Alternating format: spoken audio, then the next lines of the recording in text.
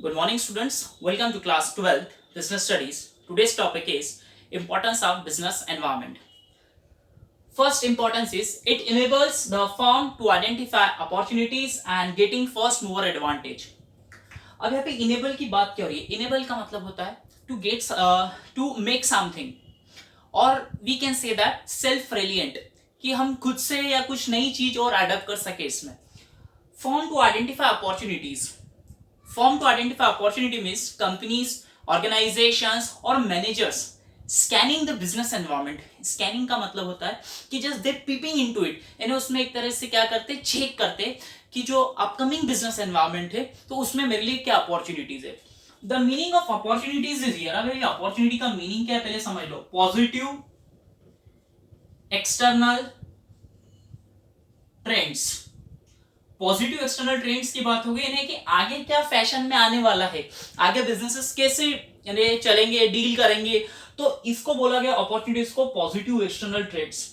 अब अगर if all the business organization और any business organizations just peeping into the future, ठीक है, अगर वो चेक कर ले कि यार आगे कैसे पॉजिटिव चीज हो सकती है, अगर हम अभी से स्टार्ट करें, आगे के लिए सोचे, देन दैट टाइम हम एकदम प्रॉफिट मिल सकता है ज्यादा, हम अपना मार्केट शेयर इंक्रीज कर सकते हैं. देन एनी कंपनी, कोई भी कंपनी हो सकती है, तो वहां पे फर्स्ट मूवर एडवांटेज ले सकती है. फर्स्ट मूवर एडवांटेज मींस कि जैसे कि यार जैसे बिजनेस एनवायरनमेंट चेंज हो रहा है और अपनी कंपनी वहां पे स्टैब्लिश हो गई या अपन ने ऐसा प्रोडक्ट स्टैब्लिश कर दिया कि यार इसके लिए एक तरह से ये डिमांडेड हो गई. जैसे आपने भी देखा होगा आफ्टर जैसे कोरोना वायरस हो गया उसके बाद क्या सब ऑनलाइन स्टार्ट हो गए, तो ऑनलाइन में सबसे पहले जो कंपनीज थी आपने देखा होगा, गूगल मीट हुई, जूम हुई, माइक्रोसॉफ्ट हो गई, जो टीम वीवर है, अलग अलग तरीके से जो ऑनलाइन प्लेटफॉर्म्स थे तो एकदम सब आ गए. अब जूम जो था इसमें लीड कर गया और उसके बाद गूगल मीट लीड कर गया. तो ये क्या कर रही है, आइडेंटिफाइंग द अपॉर्चुनिटीज. जो उन्होंने स्कैन कर लिया कि ऑनलाइन की बहुत ट्रेंड है, डिमांड है, तो उन्होंने क्या कर दिया, एक तरह से पैकेजेस सेट कर दिए, उन्होंने एक लिंक्स बना दी और वेबिनार करने लग गए लोग. तो ये इसका मीनिंग हो गया enables the firm to identify. Another meaning is that, अपन ने तो यहाँ पे बात की, अनदर मीनिंग हम बात करते हैं मारुति की. मारुति उद्योग. अभी मारुति उद्योग इससे लिखा, आपने नाम सुना होगा, you heard about the name Maruti Suzuki, but before 1991 यानी न्यू इकोनॉमिक पॉलिसी के पहले, लिबरलाइजेशन, प्राइवेटाइजेशन, ग्लोबलाइजेशन के पहले इसको जो मारुति उद्योग था, बट बाद में क्या हुआ, इसका नाम मारुति सुजुकी हो गया, जॉइंट वेंचर हो गया. अब मारुति ऐसी कंपनी थी, उसको लगा कि पेट्रोलियम प्राइसेस बढ़ते जा रही है और एक स्मॉल कार सेगमेंट की रिक्वायरमेंट है इंडिया में, क्योंकि जो इंडिया की रोड से थोड़ी सी क्या है, इतनी चौड़ी नहीं है, इतनी वाइडर नहीं है. दैट टाइम तो उनको ऐसा लगा कि मारुति यहाँ पे क्या करेगी, फर्स्ट मूवर एडवांटेज ले सकती है, तो मारुति ने ये काम वहां किया. Next is helps the firm to identify threats and early warning signals. अब देखो यहाँ पे अपॉर्चुनिटीज फाइंड आउट की है, अब यहाँ पे थ्रेट्स की बात हो रही है. अब थ्रेट्स का मतलब क्या हो रहा है, बेसिकली थ्रेट्स का मतलब क्या हो रहा है, जो एक्सटर्नल एनवायरनमेंट है, एक्सटर्नल एनवायरनमेंट है, जैसे कि changes will hinder your performance. hinder your performance यानी हिंडर का मतलब होता है एक तरीके से ऐसे प्रॉब्लम क्रिएट करना. अब जो एक्सटर्नल एनवायरनमेंट था, जैसे आइडेंटिफाई थ्रेट्स, आइडेंटिफाई थ्रेट्स यानी जो बिजनेस ऑर्गेनाइजेशंस होती है वो एक तरह से पता कर लेते हैं कि यार इस तरीके की प्रॉब्लम्स आने वाली है, या अगर हम उसके लिए जो एनवायरमेंटल स्कैनिंग कहिए, एनवायरमेंटल अवेयरनेस की जो थी, तो बिजनेस इंटरेस्ट क्या करते हैं, पता लगाते हैं कि मेरे को किस किस से डर होने लग रहा है, ठीक है, कि कहाँ का प्रॉब्लम आ सकती है, तो उनको एक वार्निंग सिग्नल मिल जाता है. वार्निंग सिग्नल की बात हो गई है ना, कि जस्ट वो अपने आप को एक चेंज के लिए उनको वहां से मोल्ड होना पड़ेगा कि हमको चेंज करना ही है. तो जैसे मैं एग्जाम्पल देता हूँ, जैसे मैंने आपको अभी एग्जाम्पल दिया था मारुति सुजुकी का, ठीक है, अभी मैंने आपको एक एग्जांपल दिया था मारुति सुजुकी का. तो जैसे मैंने बोला identify and early warning signals, तो मारुति का एग्जांपल तो मारुति पहले नाम था मारुति उद्योग, ठीक है, ठीक है. After the new economic policy, तो फॉरेन कंपनीज जो थी ऑटोमोबाइल की, जैसे निसान हो गई, ह्युंडई हो गई, ये सब फॉरेन कंपनीज इंडियन मार्केट में आ गई. अब जब इंडियन मार्केट में आ गई, इंडियन कंपनीज के जो कार कंपनीज थी उनके सब्स्टिट्यूट्स आ गए, तो इंडियन कंपनीज ने क्या किया, एक तो कॉस्ट रिडक्शन कर दिया क्वालिटी में थोड़ा इंप्रूवमेंट कर दिया। उसके बाद बहुत सारी उन्होंने चीजें की जो कि उनको पता पड़ा कि यार फॉरेन कंपनीज आएगी तो टेक्नोलॉजी रिलेटेड होगी तो हम भी टेक्नोलॉजी में थोड़ा सा उसमें इंप्रूव कर सके। तो इसको बोलते हैं identify threats and early warning signals. Next is helps in tapping useful resources. अभी टैपिंग का मतलब क्या होता है? The meaning of tapping is effective utilization of resources. Effective utilization of resources means generally companies क्या करती है, जनरली कंपनीज की अगर हम बात करें तो companies obtain resources from the environment. अब रिसोर्सेज की बात हो रही है, resources means machine, tools, capital, labour. तो ये क्या करती है, एक तरह से ये सब एनवायरमेंट से लेती है, ठीक है, और वापस से वही सब चीजें यूज करके एक तरीके से just they manufacture desired goods और वो उस गुड्स को बना के वापस से कस्टमर्स को बेचती है। तो इसका ये कुछ प्रॉफिट कमाती है। तो many helping in tapping useful resources means कि कंपनी क्या करती है, एक तरीके से आइडेंटिफाई कर लेती है कि हमने जो रिसोर्सेज यूज किए इसको वापस से अपग्रेड करके या जो सर्विसेज हमने लिए इसको अपन को वापस से कस्टमर्स को देना है। तो इसमें एक मैं आपको एग्जांपल देता हूँ कि जैसे अगर मैं बात करूं with increasing demand for LCD, ठीक है, एलसीडी जो मॉनिटर्स आते हैं, अपन जो मॉनिटर्स देखते हैं, तो with increasing demand for LCD firm started arranging raw material, firm started arranging raw material for LCD instead of CRT monitors. यानी पहले के जमाने में जो मॉनिटर्स आते थे, कैथोड रे ट्यूब वाले बड़े बड़े मॉनिटर्स आते थे, तो एक तरीके से उनको लगा कि यार एनवायरनमेंट के लिए चेंजेस हो रहा है, रिसोर्सेज जो हम यूज कर रहे हो और इससे अच्छा अपग्रेडेशन दे सकते हैं। तो उनको लगा कि जब इंक्रीज हो रही है डिमांड में, एलसीडी की डिमांड इंक्रीज हो रही है, तो हम इसको क्यों पीछे ले।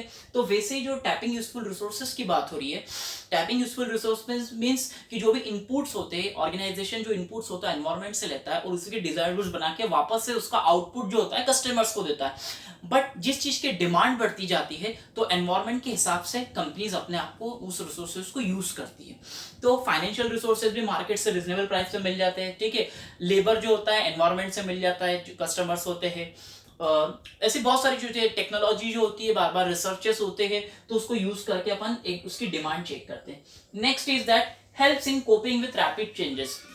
Helps in coping with rapid changes की बात हो गई है कि मोल्ड का मतलब, कोपिंग का मतलब होता है adjust to according to situation, यानी एडजस्टमेंट करना सिचुएशन के हिसाब से, और एक तरीके से मोल्ड हो जाना। मोल्ड, कोपिंग का मतलब हो गया एडजस्टमेंट और मोल्ड। मोल्ड का मतलब कि जैसे जैसे चेंजेस होते जा रहे तो अपने को भी वैसे ऑर्गेनाइजेशन में जस्ट उसको अंडरस्टैंड करना है, अंडरस्टैंड दीज चेंजेस, यानी अपने को कंपनी के जो एनवायरनमेंट के हिसाब से चेंज होना है। तो यहाँ पे मैं एक एग्जांपल, तो वेरी सिंपल एग्जांपल, जैसे आपने देखा होगा गूगल, ठीक है, गूगल एक सर्च इंजिन है। तो there are so many search, बहुत सारे सर्च इंजिन, जैसे याहू है, बिंग है, माइक्रोसॉफ्ट के अलग अलग बहुत सारे है, बहुत सारे सर्च इंजिन आने लग गए, बाइडू है। तो अभी भी हम देखें तो जो गूगल कंपनी है हमेशा उसमें क्या करती है, हमेशा एक एडेड फीचर ऐड करती जाती है। एडेड फीचर मींस हमेशा एक इनोवेशन की बात हो गई, हमेशा कोई ना कोई रिसर्च की बात हो गई। रिसर्च में जैसे देखा होगा आपने, गूगल ने एक वॉइस असिस्टेंट निकाल दिया, गूगल ने एक ट्रांसलेट निकाल दिया, गूगल ट्रांसलेट निकाल दिया। तो डिफरेंट डिफरेंट लैंग्वेजेस के लिए गूगल ने कर दिया। तो एडेड फीचर बढ़ते जा रहे, उनको लगा कि competition, it's cut throat competition, cut throat यानी कि आपने नहीं किया तो कोई दूसरा कर देगा। देन दैट टाइम तो गूगल ने इस चीज को आइडेंटिफाई किया और उसको ऐसा लगा कि जैसे जैसे एनवायरनमेंट जल्दी चेंज हो रहा है, रैपिडली चेंज हो रहा है, तो अपन भी उसके हिसाब से अपने फीचर्स ऐड करते चले। Next thing is that helps in assisting in planning and policy formation.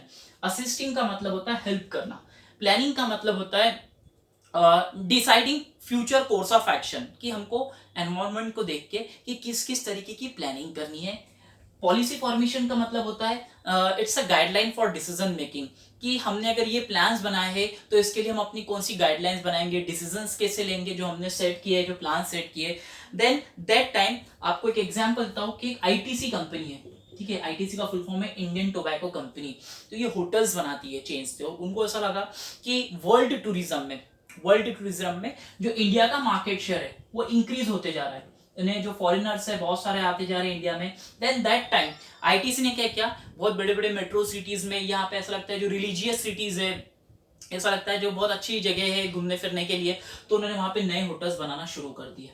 तो उन्होंने प्लान वैसे किया और उसके हिसाब से पॉलिसी बना ली कि हमको मार्केट शेयर बढ़ते जा रहा है वर्ल्ड टूरिज्म में इंडिया का, तो फॉरेनर्स आते जा रहे हैं, तो उनको अच्छी सर्विसेज देना होगी, एम्यूनिटीज देना होगी, administration, hospitality, all this things. तो उस केस में आईटीसी ने ये काम कर दिया। Then next is helps in improving performance. Helps in improving performance means कि आपने अपॉर्चुनिटीज देख ली, थ्रेड्स देख लिए, रिसोर्सेस यूज कर लिए, मोल्ड हो गए, आपने प्लानिंग कर ली भैया कैसे करना है। अब इंप्रूविंग परफॉर्मेंस मीन कि इसके साथ साथ आप और चीजें नहीं क्या कर सकते। जैसे सिंपल एग्जांपल की बात करूं मैं, जैसे बात करता हूं एफएमसीजी कंपनीज की। एफएमसीजी कंपनीज का मतलब क्या होता है? Fast moving consumer goods. Fast moving consumer goods की बात हो गई, जैसे आपने नाम सुना होगा हिंदुस्तान यूनिलीवर, ठीक है, हिंदुस्तान यूनिलीवर सुना होगा, HUL। एक सुना होगा Procter and Gamble, P&L, Procter and Gamble. तो ये क्या एफएमसीजी कंपनीज हैं। अब इन्होंने क्या किया, इनके बहुत सारे प्रोडक्ट्स मार्केट में बिक रहे हैं, ठीक है, शैम्पूज है। एफएमसीजी प्रोडक्ट्स वही होते हैं जो डेली यूज में ज्यादा यूज होते हैं, शैम्पू हो गए, टूथपेस्ट हो गए, ऑयल हो गई, क्रीम हो गई, ये सब क्या एफएमसीजी प्रोडक्ट्स है जो डेली यूज में यूज होते हैं डेली। दे तो इन्होंने क्या कर लिया, जैसे शैम्पू की मैं बात करता हूँ, टॉकिंग अबाउट शैम्पू। तो पहले शैम्पूज के ऐसे क्या होते थे, एक तरीके से बॉक्स है, बड़ा बड़ा बॉक्स है, ऐसे डब्बा आता था बड़ा बड़ा। तो उनको ऐसा लगा कि यार हर कस्टमर तक नहीं पहुंचा जा रहा है, बिजनेस और अच्छा इंप्रूव कर सकते। तो उन्होंने क्या कर दिया कि वो जो डिब्बे लेने से अच्छा उन्होंने क्या करना, सैशेस निकाल दिए। 2 रुपीज, 3 रुपीज, 4 रुपीज, 5 रुपीज का सैशेज निकाल दिया। वो सैशेज निकालने के बाद क्या होगा कि उनका जो प्रोडक्ट है सब एक तरीके से ऑल ओवर द सोसाइटी लोग यूज कर सकेंगे, ठीक है। यहाँ पे कोई ने ऐसे कोई फाइनेंशियली भी कोई प्रॉब्लम नहीं आया जो सोसाइटी में जो खरीद नहीं सकता है ये सारी चीजें। तो ये होता है हेल्प्स इन इंप्रूविंग परफॉर्मेंस। तो आप इसको for just understanding the concept of importance of business environment और this chapter, first of all go through the examples. आप पहले एग्जाम्पल समझो कि जैसे मैंने इसमें मारुति की बात की, ठीक है, फिर मैंने इसको बोला कि मारुति ने जो किया कि ज्वाइंट वेंचर कर लिया, मारुति सुजुकी ने ज्वाइंट वेंचर कर लिया। तो ज्वाइंट वेंचर करने का उसको लगा फॉरेन फर्म्स आने वाली है। इसमें अपन ने देखा कि जो LCD मॉनिटर्स थे उसकी डिमांड ज्यादा थी, यानी अपन बिजनेस से सॉरी नॉट बिजनेस एनवायरनमेंट से बहुत सारी चीजें थी, वहां से इनपुट्स लेके उसका आउटपुट्स देते थे वापस से, तो डिमांड बढ़ती गई तो अपन उसके हिसाब से हो गए। देन मोल्ड हो गए अकॉर्डिंग टू द सिचुएशंस और कंडीशंस एट दैट टाइम। तो गूगल सर्च इंजन का याद कर ले कि बहुत सारे सर्च इंजन है पर अभी भी हम गूगल को ही सबसे प्रेफरेंस देते हैं। देन नेक्स्ट थिंग है helps in assisting in planning and policy formation. तो इसमें आईटीसी की बात है ना, जैसे वर्ल्ड टूरिज्म है तो इंडिया का शेयर बढ़ते आ रहा है, फॉरेनर्स आते जा रहे, तो उसमें अच्छी सी हॉस्पिटलिटी देने के लिए हमने अच्छे होटल्स चेन बढ़ा दिया आईटीसी ने। Next thing is that helps in improving performance, FMCG companies, Hindustan Unilever, PNG. तो उन्हें लगा कि यार ऑल ओवर द जितने भी कस्टमर जो बेस है सब तक पहुंचा जाए तो और अच्छा परफॉर्मेंस इंप्रूव कर ले, just they peeping into the environment. तो उन्हें सेशंस बना दिए। तो ये होते हैं total 6 importance of business environment. I hope you understand the importance. In next lecture we discuss the dimensions of business environment. Thank you. That's all for